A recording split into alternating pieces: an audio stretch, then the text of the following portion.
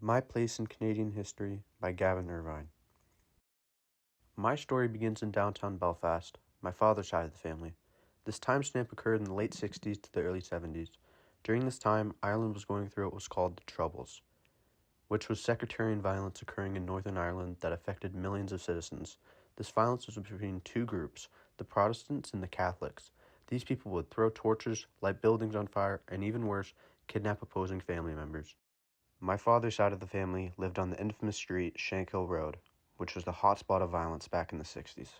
To put it in simpler terms, Unionists or Loyalists were mostly Protestant and wanted Northern Ireland to remain part of the United Kingdom, while Nationalists and Republicans were mostly Catholic and wanted Northern Ireland to join the Republic of Ireland.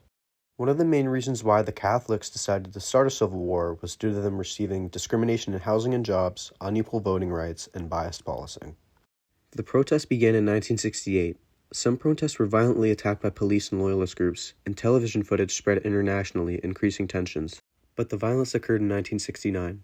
Violence escalated in cities like Belfast and Derry. Homes and neighborhoods were burned, and many families were forced to flee their communities, my father's family being one of them.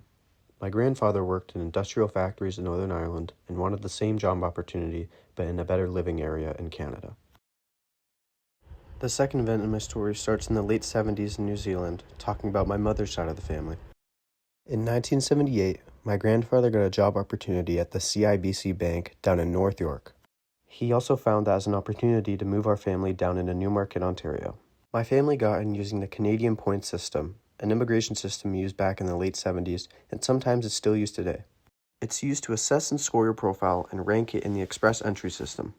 Nowadays, the CPS doesn't give points for your job, but back then, my family was granted with a high rank due to both of my grandparents being human service workers, my grandfather being a banker, and my grandmother being a nurse. Back then, this scored them 250 points. There was other experiences that my family had that gave them extra points. Having two kids at the time that were both children also scored them high points on the chart.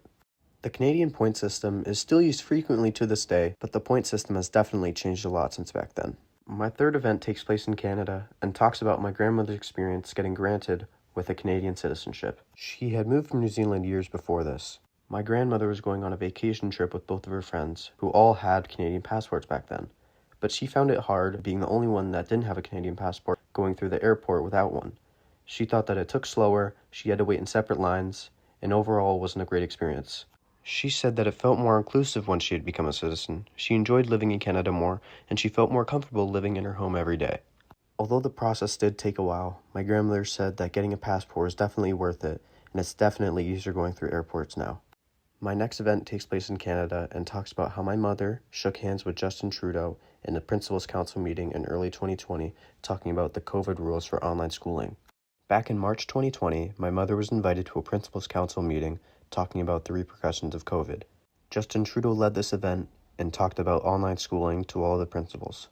This meeting was important because it talked about when online schooling was going to start, end, and it talked about the school hours and how classes would operate and work. An idea that one of these meetings came up with was the idea of breakout rooms, which were used frequently in online schooling, especially in Ontario. During this event, my mother was given the opportunity to come up and speak in front of all the officials. Doing so, she shook hands with Justin Trudeau, the Prime Minister of Canada at the time. My fifth and final event brings us to the summer of 2022, where my mother took me and one of my friends all the way out to Hamilton to watch Canada versus Puerto Rico in a FIBA World Cup qualifier exhibition game. This game brought out thousands of fans. It was a great experience for me and my friend to learn more about basketball. Canada ended up coming out on top of the win by over 20 points against Puerto Rico. This game consisted of many Canadian NBA players such as Kelly Olynyk, Zach Edey, Shai Gilgeous-Alexander, AJ Lawson, Keyshawn George, RJ Barrett, and many more. This game was very important for Canadian basketball. It led them to be selected for the FIBA World Cup in the upcoming years, and they ended up finishing in 5th place out of all the countries selected. Overall, my family has some amazing stories that solidify us in Canadian history, and I love talking about them. Thank you for listening to my presentation.